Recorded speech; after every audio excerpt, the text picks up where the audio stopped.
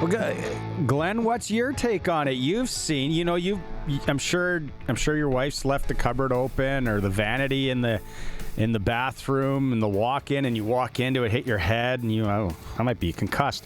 What do you think on the hit last night, or the graze? Yeah, I think you might have been onto something, Barney, with the back-to-back hits, like the one with the shot and then that one. I mean, when I listen to medical staffs in football talk about how we're evolving in a big way with concussion protocols and things like that, players are told if they feel at all off after a shot to the head, whether it's a puck that you take or you hit your head on the ground or you go helmet to helmet with somebody, you have to come out immediately and be assessed. And that didn't happen. So maybe there was lingering effects. And then the next one didn't have to be much to, make them feel right off. So I think you might be onto something on the stacking of the two hits to the head. And then you never know what happened during the day. Maybe bunked his head getting out of his car. If he drives a sports car, you know what that's like. You're a sports car guy. Those low roofs. Dion chiming in on the Prairie Land Rentals text line. He says 200% it was the slap shot to the head, not the very slight bump. But we're talking Leaf fans, so they love to over-exaggerate. So Barney, face. Speaking of Leaf fans. Yeah, so, here we go. Okay, so I'm at this is just a lesson I should have learned a long time ago, but I have taken notes. It won't happen again. I'm sitting at the dog's breakfast at the corporate table, or one of them. There's lots of corporate support up there, as you know, and it's crucial to the success of the program. And I'm sitting, I won't name any names, but I was sitting at a corporate table. And I'm sitting beside two gentlemen, part of their corporation. We're having a great discussion. And then they say, "What about you? Do you watch hockey?" And I said, "Oh, yeah, I love hockey. I played it. I coached it. I played it. We were called the football line. That tells you how I played it. But I coached it. I coached my kid. And I absolutely love watching, especially the NHL playoffs or international events. And I don't really have a team. I mean, it was maybe Nashville for a little bit when my son was down there, but not really have a favorite team. Anyway, then I decide I'm going to go off on how it can be any Canadian team that wins it finally, except for the Toronto Maple Leafs. And I don't stop there.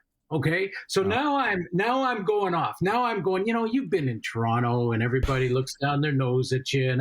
And obviously there's no way I should be painting that brush with everybody in Toronto. There's great people in Toronto. So you know where this is going, don't you? Because I'm just going, oh, they're obnoxious and they're Leafs. And, I compare ratings with football and hockey all the time. And we beat hockey all the time, except for those Maple Leafs. So that's probably a jealousy thing on my part that the Leafs are always getting 2 million when they're a terrible team. And I'm just ranting. Mm-hmm. And then it got really quiet. And then I take a pause and I look over and I say to the guy, "Who do you cheer for?" And he goes, "The Leafs." Yeah.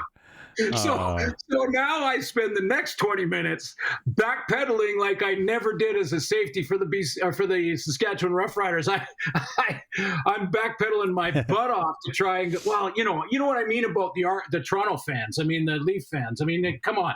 So anyway, there's a lesson to be learned about ranting about the team that you don't want to win. Maybe get some more information with the person you're sitting beside. He was very good, by the way. He was very good. All right. Rookie camps tomorrow. Dave Thomas, he's up there. He's going to be live from the Red Zone, Travelodge, the bar, tavern, call it what you want. When you watch rookie camps, I don't even know how closely you watch them. Mm-hmm. Is there anything that you are really kind of focused on when it comes to a rookie camp? Yeah, really just the mental aspect, honestly, because the rookie camp, you know the athlete you're bringing in pretty much. You got to see him live. You got to see him in person, in practice. How does he carry himself? If you're a coaching staff or GM, you're looking at, we think we know about this player. We think we know his character. We think we know his athleticism.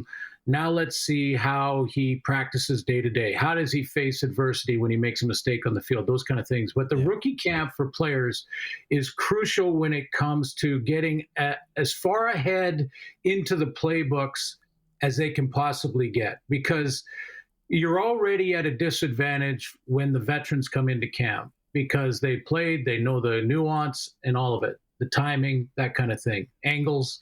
But if you're new, especially new in American that's not played the Canadian rules and Canadian field, you've got a lot that's going on. I mean, it's a steep learning curve. And if you can get a little bit of, inside the playbook, offense, defense, or special teams, get a handle on it so that you're not out there thinking when the vets come in, because ultimately judgments aren't made in rookie camp as far as who makes it and who doesn't, because you got to see these guys against the vets. 3 or 4, 5 guys, 10 guys could look really good in rookie camp, and then you go, well, against the vets, let's see what they look like when they're playing against the guys that have been around and have experience. So I think most importantly, if you're a young rookie right now going to camp listening to this, get in the playbook, get as far ahead into that and get to know it so that you don't think about it when you make the call on the field. Let's go through, because rookie camps or whatever, quarterbacks are in there. Quarterbacks are slinging it. Let's go through the quarterbacks in the league and your thoughts on the QBs, where everyone is, what you're maybe curious to see. They're starting in BC, which I think one of the most interesting, intriguing quarterbacks is there for me.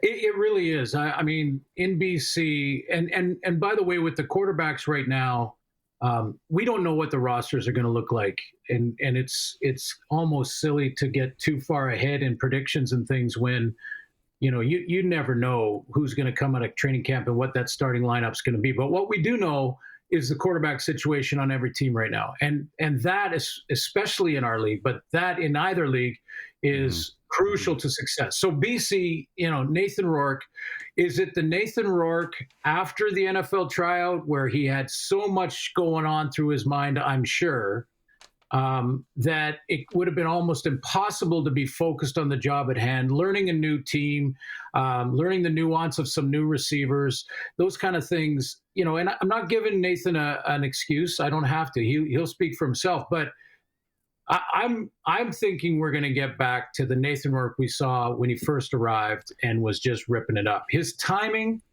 Here's what I was amazed by with Rourke.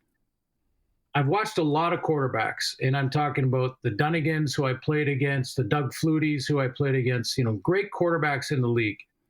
And I'm not sure that I've ever seen, either watching, playing against, or as a teammate, a quarterback with the recognition speed, the accuracy, and the release speed of Nathan Rourke. Wow. I just think when he takes the football from center in the shotgun, his quickness on the read, accuracy on the throw is split-second stuff. And it's almost impossible to defend. There's going to be somebody open, whether it's a zone or man defense. So that's where I think Nathan's strength is. And now he's got just one team and one receiving core to worry about. You only have like 2 minutes for each team here, or we're going to be talking. We're going to be talking until Thursday, just so you know. Okay, let's go quick. Let's go quickly to Edmonton. The Elks. Party! It's almost football season. You're gonna have to wind me, stop me here, cut me off. Trey Ford.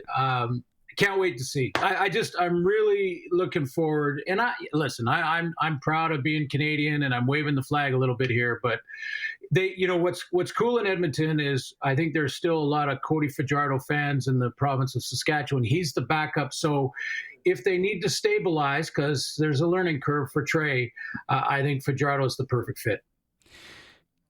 Calgary.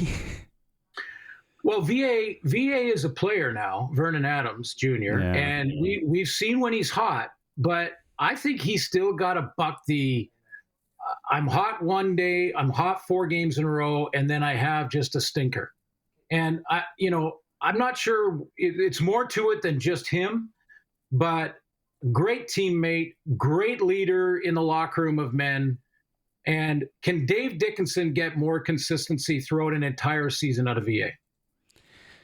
We'll skip over Saskatchewan Yeah. because we know what's going on here. We're awesome. We 3 deep. Let's be honest. Winnipeg, there's so many questions about Winnipeg. Well, Zach's up there, right? I mean, there is a few older quarterbacks in the league, and Zach's one of them. Coming off that weird cut thumb or finger or whatever it was, his passing hand. And that's not going to bug him in camp. But behind him is Shea Patterson and Chris Streveler. And Shea's got a little bit of experience, and Streveler's a different beast. So I think Zach staying healthy is maybe even a bigger question than in Saskatchewan with Trevor. Let's go to, I don't even know what would be. Would it be Toronto or Hamilton? What would be more? Let's go Hamilton. Well, last week when I talked about the big dogs on the porch being Winnipeg, I was talking, of course, about the West. But the big dogs in the league right now are the Toronto Argonauts. And Chad Kelly's coming back. Chad Kelly's on their roster. That's going to be a possible distraction, at least early in the season. They're going to have to get through all of that. But they also can win with Nick Arbuckle. We saw that in the Grey Cup against a very good defense against the Bombers. So I think they're solid there if they can eliminate distractions. Hamilton.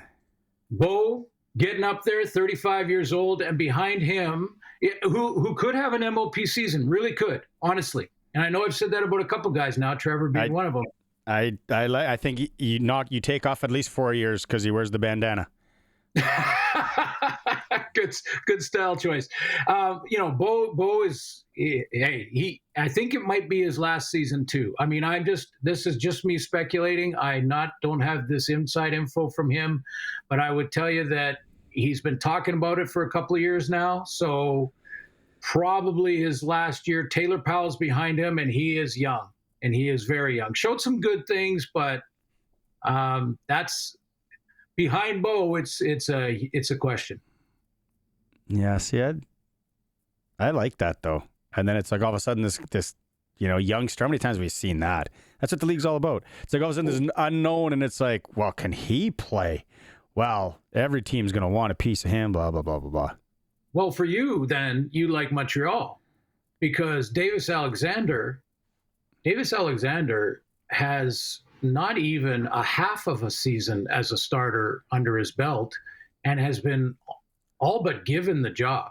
I mean, they do have a veteran in Montreal, McLeod Bethel Thompson, that they got from Edmonton.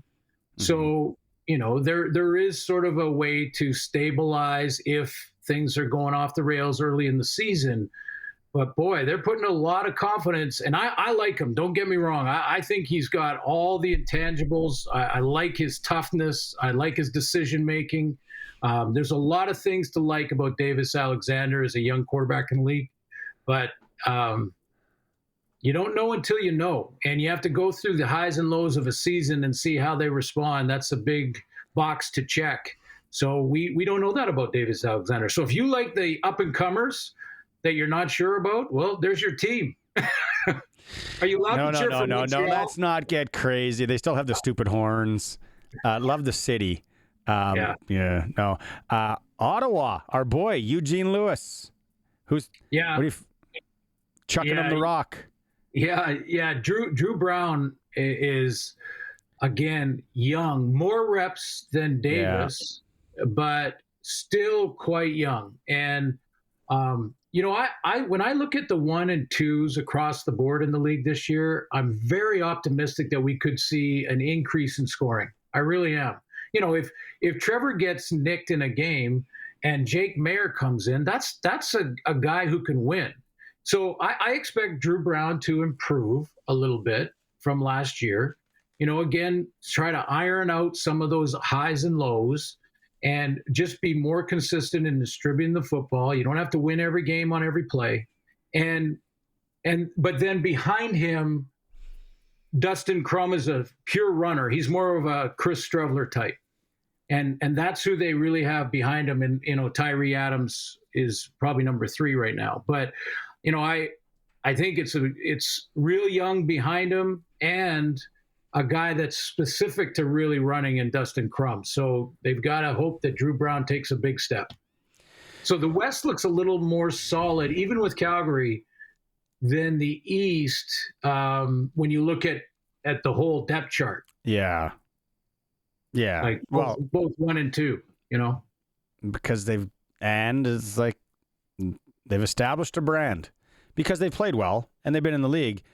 But I'm always like there's somebody I think last year, right? Like Alexander, and it was Farhan who kind of led us on to that. And then, man, yeah, he's a good player. It'll be really interesting to see what happens in Hamilton. And we've talked about it here too. 2 quarterbacks. You need 2. Yeah. No one's running the table or going the full season, right? Whether that's something happens or maybe there's like a load management piece to it, just makes sense. It's smart. Okay. Oilers and Vegas tonight. Man. Well, I have a bit of a dilemma here, Barney, because if the Leafs get through and the Oilers get through, like I don't know if I can watch. Like I'm not sure I want to watch the Leafs at all, which I did painstakingly last night when they had 1-0. Or was it last night? Yeah. And then Edmonton, who I'm semi cheering for. I'm cheering for Connor McDavid. I just, and it's nice to see that they're getting a lot of production, not necessarily leaning all on McDavid and Draisaitl, right? Sure. Like that's big that they're getting that production from other lines. So it's going to be a really, really interesting, really first couple of games here, I think. And well, we'll see how it shakes down. All right, Glenn, always a pleasure. We'll regroup on Thursday. We'll see how rookie camps have started, and we'll go from there. Sounds good, Barney. Go Oil. There's our Toronto Maple Leafs fan, Glen Suitor, in press coverage.